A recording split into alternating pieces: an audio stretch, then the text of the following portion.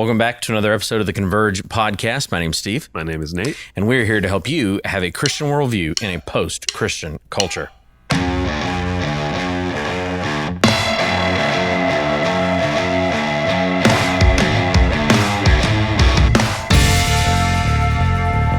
Once again, welcome back to the Converge Podcast. This week, we're going to do something a little different. This season, we've talked about a lot of heavy issues with everything that is going on, not just in Christianity, but just in the culture at large, with gender insanity, with the issues with abortion, grooming of kids. There's just a tremendous amount of evil that is going on in society. And so part of the reason for our podcast is helping our church understand and deal with these issues, understand where certain leaders that are prominent are right, where they're wrong. So this week, we wanted to kind of cap off this season by talking about how do you enjoy life in the midst of heavy cultural issues, in the midst of a culture, especially in the United States, that is not going, in some senses, the direction that we want it to go. In other senses, it's just evil is being unmasked. That has been there, that has been boiling under the surface, but we're seeing it as it is.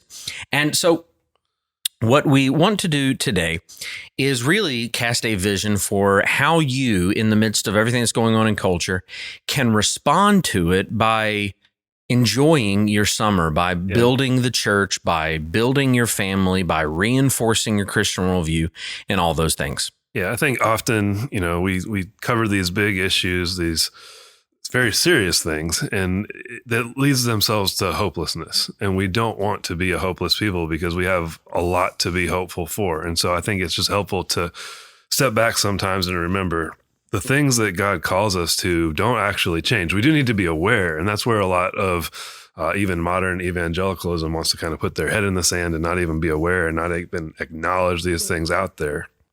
We need to do that, but for the purpose of, because we've got something better to build. Mm-hmm. We're building the church. We're building strong families. We're building robust Christian community. And I think it's helpful for us to even talk through what is robust Christian community? How do we actually flesh that out and make it something people can do?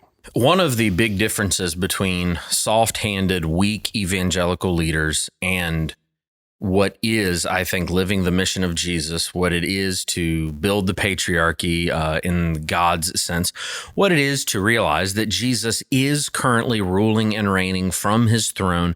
Matthew 28 tells us all authority in heaven and earth has been given to Jesus. In light of the resurrection, we're not in many senses waiting for him to reign. He is reigning. But one of the big key differences is what you said. We are building something. And so often people will come to me and say, what can I do? What do I do? When we hear all about this, it can make us panic. It can make us anxious.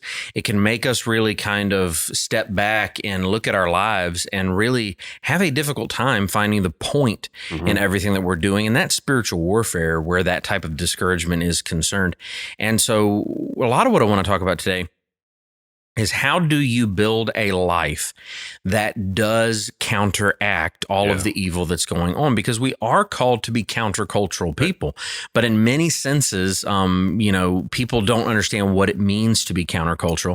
And in many senses, it means to build the antithesis of what the culture around you is building. And I think that is one thing that requires the most faith for Christians to do, is not to have a retreatist mentality where you're just building walls around yourself, where you're trying to insulate yourself. And in some senses you are, but it's bigger than that.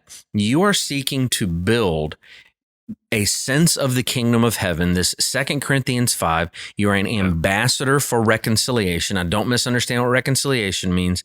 It literally means reconciling people to God by proclaiming the gospel of Jesus Christ, but building a culture of discipleship so that when people see the utter failure of pagan society, they will have a place to go to build something worth living for. Yeah.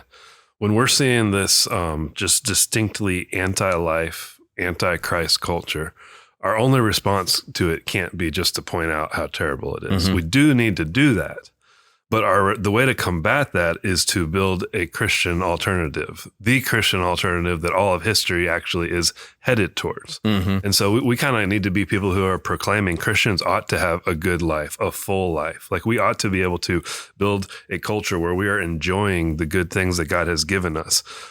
We say that living life in accordance to God's good design is a better way to live. We need to know how to walk that out, and so that people can see that. Yeah, when the New Testament talks to us about the fact that Jesus has come so that our joy may be full, we need to realize that much of what the culture needs to see in Christians is that we are a joyful people, but that is not simply just going to happen. That is going to be a byproduct of actually building the type of life that proclaims the gospel around you, but also shows that you enjoy the reality of what it means to follow Jesus Christ, what it means to build a different lifestyle. And there's really 4 key areas we're going to look at today. That if you're looking for where do you start in living for the culture, living for the gospel against the culture for the sake of the culture. And I think that's a tension that people struggle with as well. Where do you start? And it's simply 4 key areas we want to talk about. Build the church, build strong families, build yourself, and enjoy grace. And if you listen to our podcast, if you listen to the sermons that are preached here at Village Church, you see those 4 things threading throughout everything that we talk about, everything that we preach. But today we want to focus on them in particular.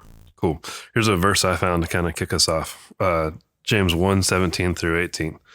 Every good and every perfect gift is from above, coming down from the Father of lights, with whom there is no variation or shadow due to change. Of his own will, he brought us forth by the word of truth, that we should be a kind of first fruits of his creatures.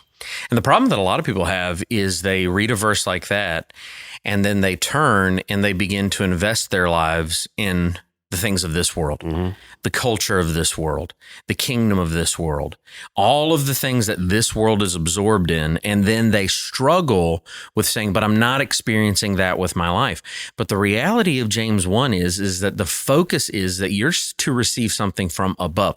The things of this earth, the secular culture, secularism, false ideologies, none of those are from above. So they are not God's good and perfect gift. So if you're filling your life with things that aren't of God, if you're building your family on things that aren't of God, if you're building your future on things that aren't of God, you cannot expect to have the good and perfect gifts that only come from God. Yeah. So let's get into it. Building the church.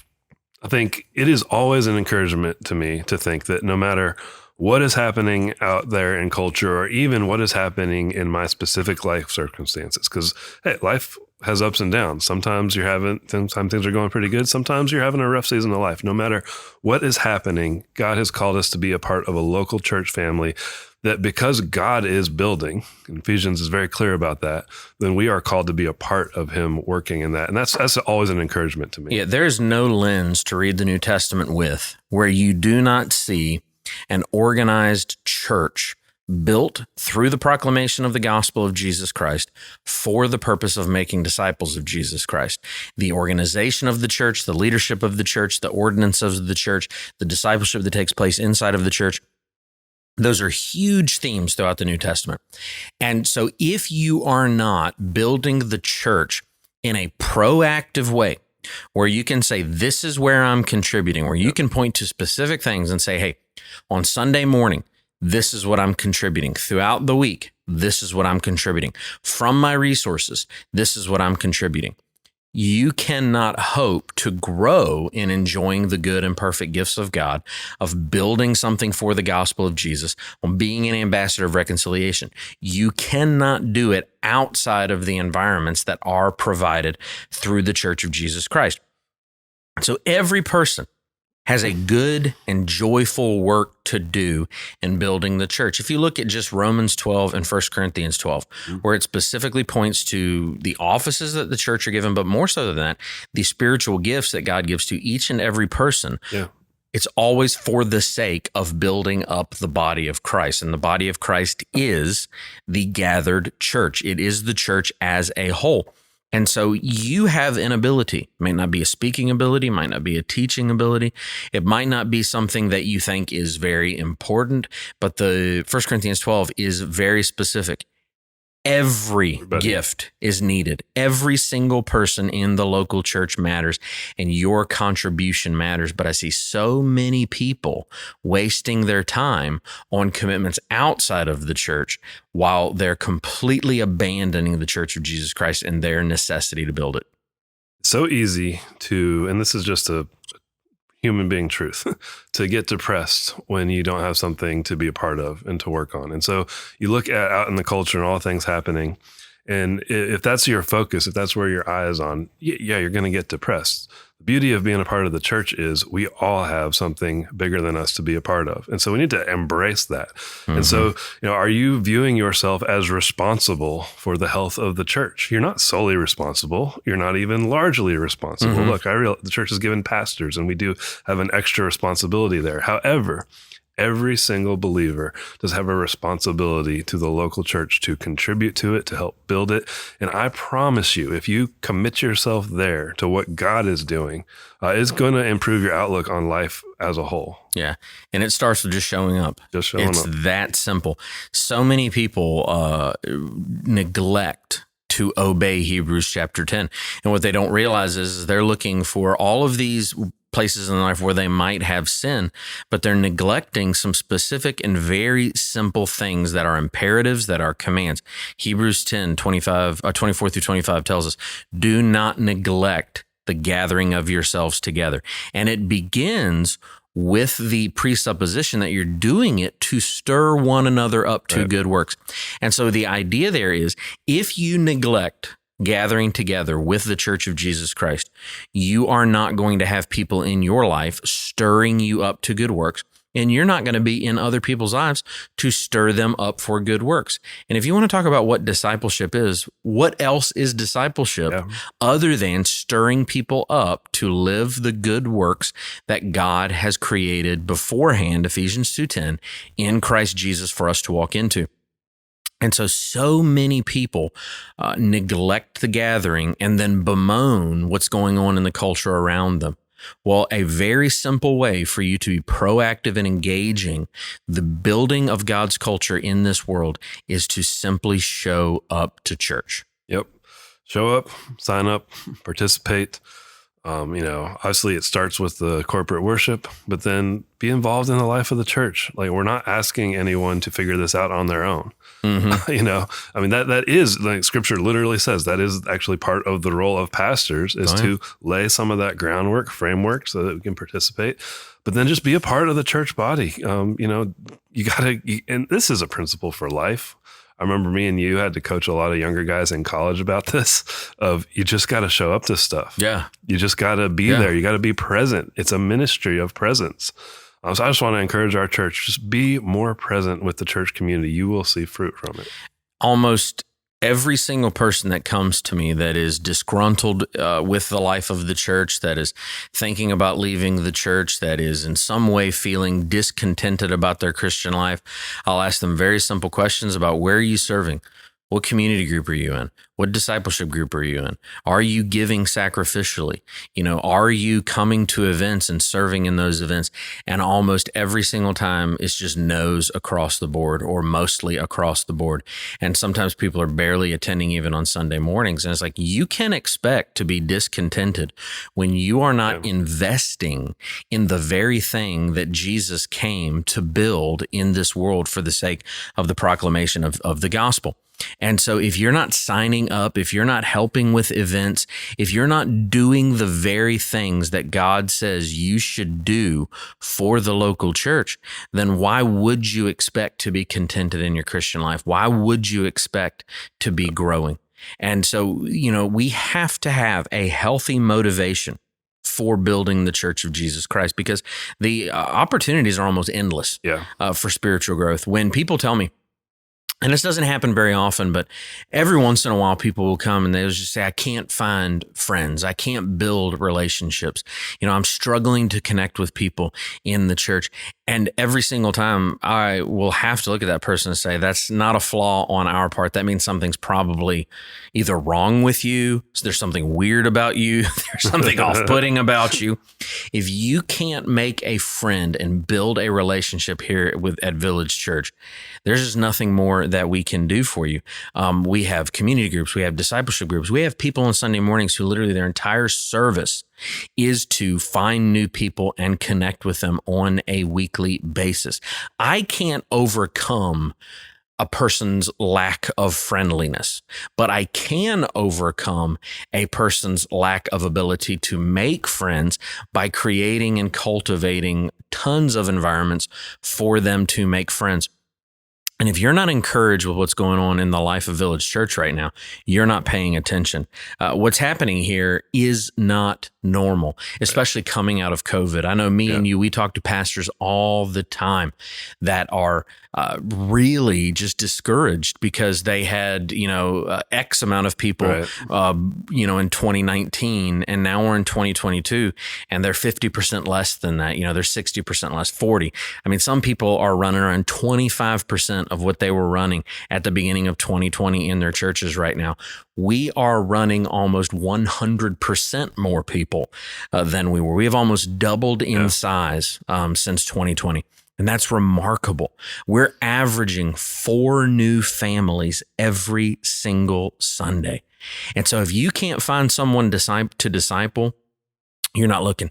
Yeah. You're not paying attention. You've got to join the greeting team. You got to join the connect team. You got to join the usher team. You got to join something that will put you in position to meet some of these new people. Yeah. What that kind of growth should encourage you towards is so much good work to be done building the church. I mean, look, that is always true.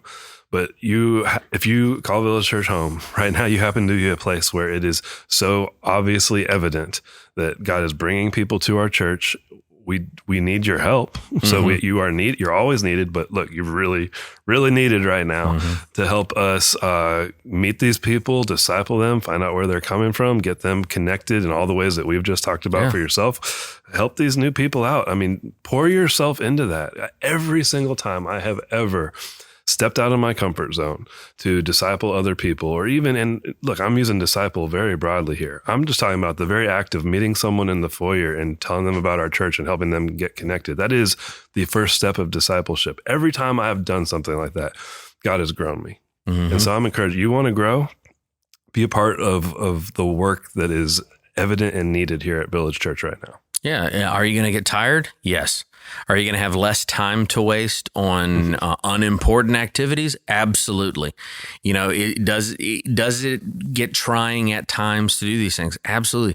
But if you want your joy in the gospel to be full, this is how you will spend your energy. Yeah. This is how you will spend your life. If you're not being discipled in the life of our church, get discipled so that you can grow.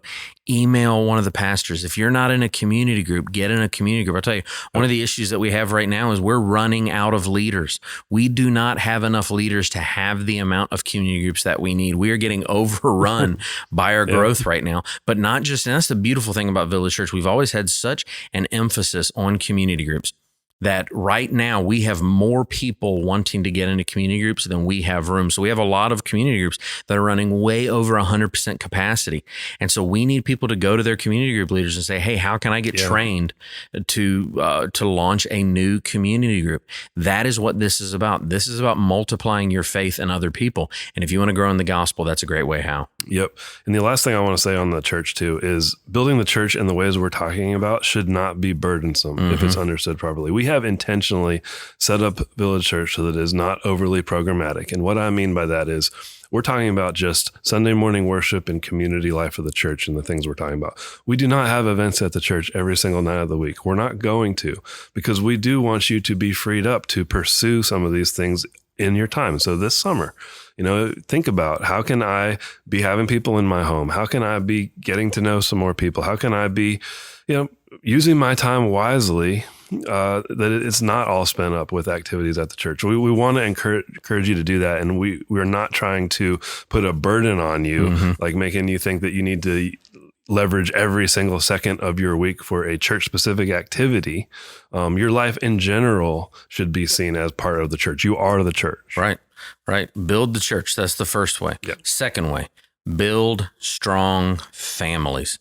Many of the issues that we're facing as a culture, many of the issues where we're seeing evil in the culture around us is because we need more strong families.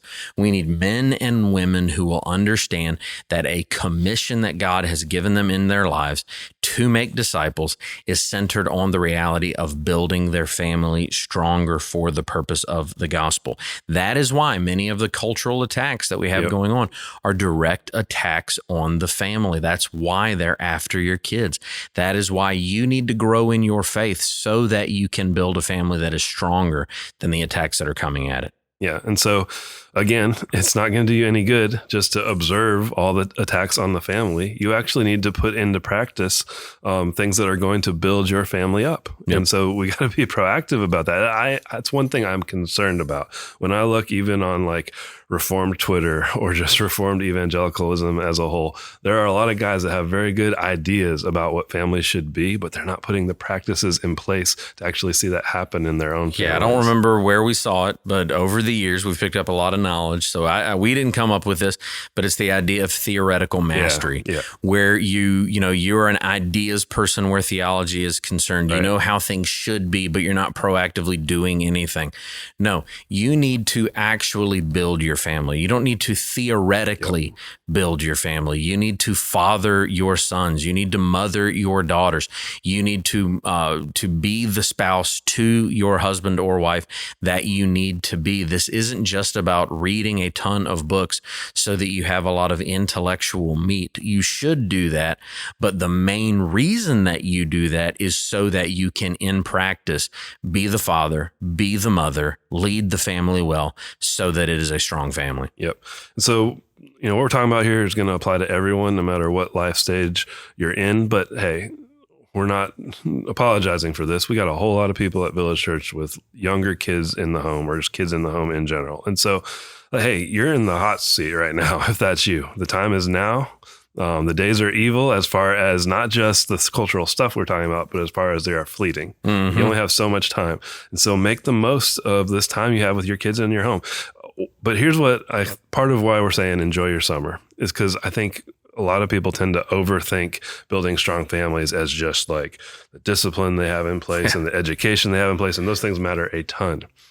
Enjoy your family, though. You need to learn to enjoy your family, make memories, be intentional. I'm going to say something controversial. I don't mean to interrupt you. Yeah, no, go ahead. But some of you are going to have to fight the temptation to not give your kids a break this summer. Yeah. You're going to try to have homeschool overtime over the summer where you're afraid that your kids are going to forget how to read over the summer or something. So every single day, you're going to have a structured 5 hours where your kids have to be reading, where your kids have to be doing math, where your kids are with tutors. Let me just tell you, as someone, and I can speak to having a lot of education. I have a lot of education. I've got postgraduate degrees now. Give your kids a break. Let them play some video games. Let them go outside and just play, take them to the park, take them to theme parks, take them on vacation, take them to the beach or to the mountains or, just take them somewhere this summer where it's not something where you're looking at and saying, well, this was a great educational opportunity for my kids. Right. I love those opportunities. Museums are fantastic. The ARC experience is probably great, but do something. And the only thing that you can look at it and say the value of it is because it's fun. Yeah. That's the only value that anyone in your family is going to get out of it is because it is fun. I think sometimes we get so overwhelmed by what's going on in the world that it's almost like a perpetual basic training that we think we need to have our kids in.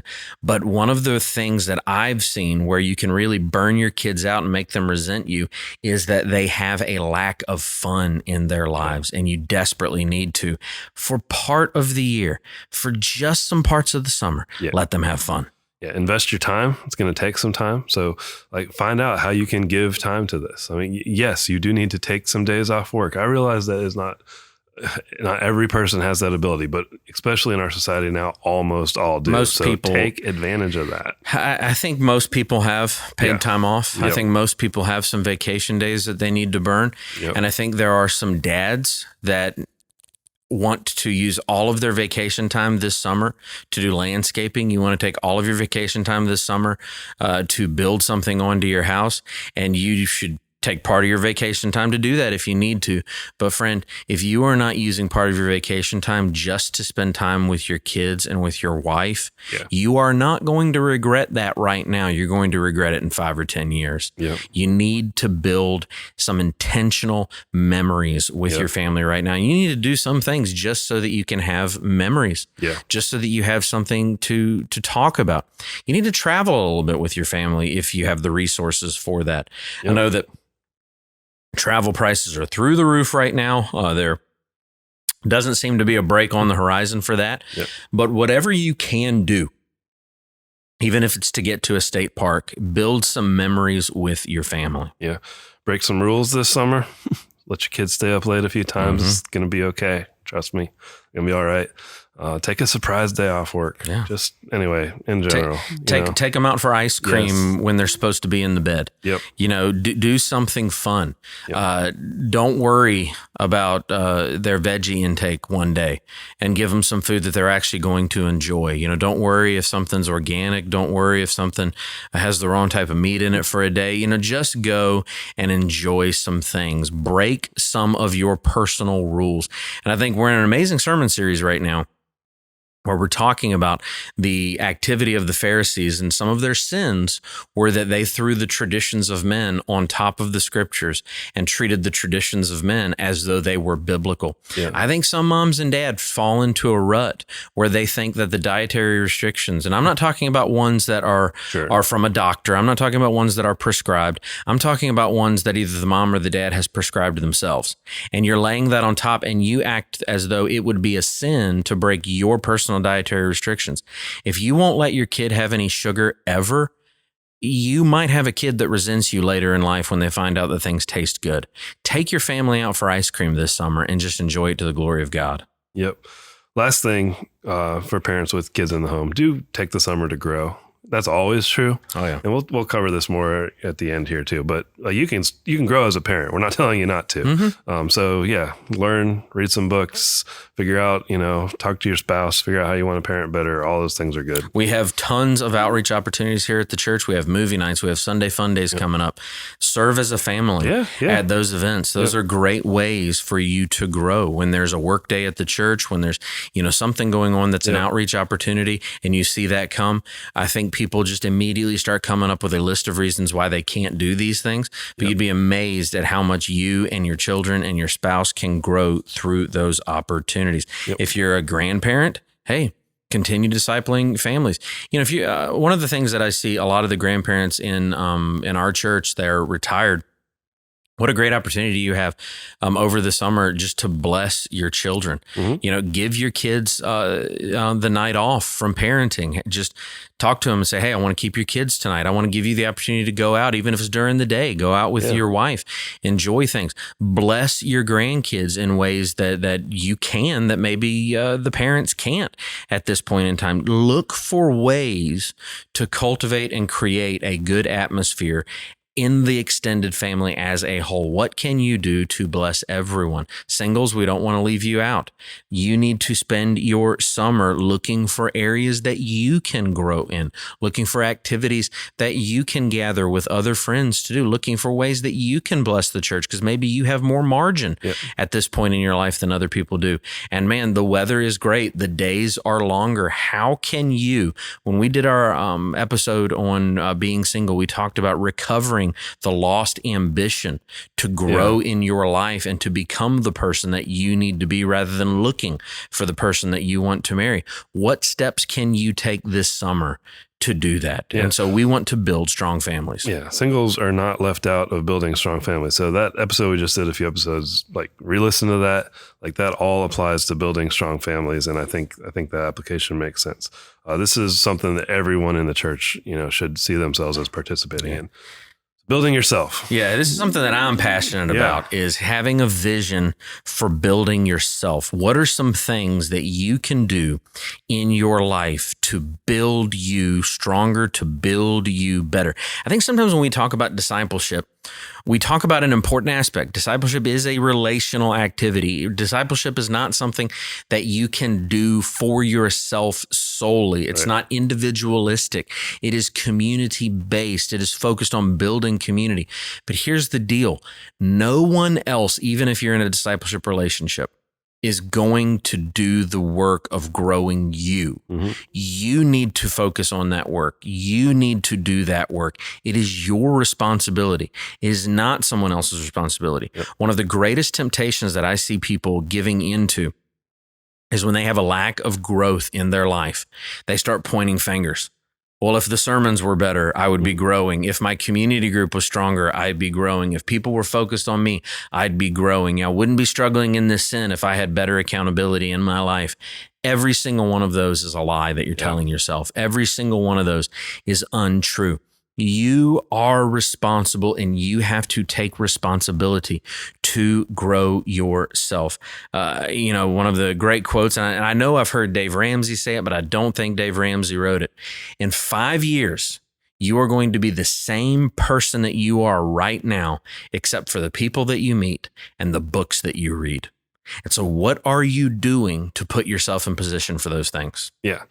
So a lot of this is all going to go together, right? So the people that you meet, are you building the church? Are you intentionally meeting people? But now with this, here's the focus. Are you meeting some people that you want to learn from? Or, if you're saying, I need to grow, I need to be discipled, well, okay, are you approaching people in life that seem a little bit farther ahead of you? And if you look at the last 5 years of your life and you haven't been growing, look at the people around your life. That's why you aren't growing. There you go. The book of Proverbs is under the inspiration of the Holy Spirit. And so if you build your relationships with nothing but fools, you're going to be a fool. You need to get some wise people in your life. Yeah, summer's a great time for that. And then, both of us love to talk about reading. All right. Yeah. We did a whole episode on reading. You have, and I will never apologize for saying this, you must read good books if you want to grow. Yeah. You must. And there's an easy place to start. We did an episode. Here's 10 books every Christian needs to read. That is where you need to start. And summer is a great time to start that. Summer is a time where you have more energy because of the sun. You have more time. Another thing I want to add to that, don't be overly pious about this. I mean, yes, you need to read some good theology, but if there's an area of your life practically that you want to get better at, read a book on that. It doesn't even have to be written by a Christian. No. Here's a huge key for people to understand, especially where reading is concerned. Everyone, and some people will try to argue with me, but it's untrue. You're wasting your time. Every single person can read 1 hour every day. Everyone has that hour. You're either sleeping too much or you're wasting time somewhere else if you tell me you don't have that hour. If you read 1 hour a day and pick a subject, say for 2022, or even, let's go to 2023 or whatever, I want to grow in this specific subject. Maybe it's history. Maybe it's, some type of nutrition. Maybe it's some type of art. Maybe it is some type of basic theology, or maybe you've read a lot of theology and you can get to the point where you're reading about a subset of one of the 10 branches of theology. You say, I want to read about this specific thing. Get you a list of books. If you spend 1 hour a day, that's 365 hours in a year. You will be an expert in that specific issue. And let's say, 365 days. No one's going to do that. Okay. Well, let's say you do it 5 days a week. So let's get rid of a lot of those days. Let's say you do it 5 days a week. That's 261 hours a year. If you spend 1 hour a day, 5 days a week, all year. Do you know how much you can know about any given subject in 261 hours? That is a tremendous amount of time. You can read hundreds and thousands of pages in 261 hours. And so if you spend your summer with 1 hour a day focused on that, you will grow exponentially in your knowledge of any given area. Don't make it someone else's responsibility. You need to grow. I heard Erwin McManus years ago make the statement that the people that change the world are the people that change the square feet around their feet. It doesn't matter how brilliant you are. It doesn't matter how educated you are. Your potential does not dictate the impact that you will have on the world. The amount of willingness you are to use your potential is what dictates the impact that you have on the world. And we have to get and recover this mindset that if I'm going to change the world, I have to start with the square feet around my feet. You got to get rid of this go big or go home mentality. You got to get rid of this idea that you have to do something that's great big out there. No, you have to do something in your life. You have to focus on changing yourself. You have to focus on using your time more wisely. You have the ability to change your life. Change the square feet around your feet. Jordan Peterson calls it the clean your room principle. Yep. Don't worry about the problems of the world if your room isn't even clean. Yeah. That is how you change the world, is you focus on yourself and you focus on growing, recover that ambition. Yeah, we're just encouraging people to have some ambition. Just make something better in your life, around your life, complete a project, get some knowledge, and then this all backfills to everything we talked about. Build your family, build the church, have some ambition. You'll have a good summer if that's your goal. Yep. And finally, enjoy grace. Yeah. You need to enjoy the grace of God in your life. So many people swing the pendulum from one side to the other, where you live a life in which you are overwhelmed by kind of this legalistic notion that you have to accomplish so much, you have to do so much, or you're an absolute failure in life. You're going to fail a ton in this life. You're going to fail a ton this summer, but you need to carve out a way for you to enjoy the grace of God. Enjoy all the good gifts that God has given us. Yeah, I think it is a good perspective to understand that yes, hey, you'll hear from us. We're in a post-Christian culture. People have never had to navigate that before. We've had a non-Christian cultures. This is the first post-Christian culture. However, even given that, if you look around at the material things that we have access to, if you look around at the resources that we have access to, and then that's just material. If you look at the knowledge that we have access to, and the ability still, even within now a post-Christian culture, we have, if we're smart and ambitious, to have a good life with our families and to be able to teach them about Jesus, and that even we're still afforded a level of freedom in that right now. We're so blessed. We've got to remember that blessing and learn to enjoy it. Not just like have that blessing as like a gritty, yeah, that's right, God, we are blessed. But actually, like, do you enjoy your blessings? Do you take time to be like, God really has graced me with much more than I deserved? We've got to be people that have that attitude. Enjoy every opportunity that God brings your way. Don't just look at everything as a dutiful responsibility. Now, if you're wired like me, I find joy in fulfilling duties. Sure. It gives me great joy. But if you struggle with the tension of this dutiful life, then you need to realize that much of what God has done to provide you the opportunity to live out those duties is because of his grace.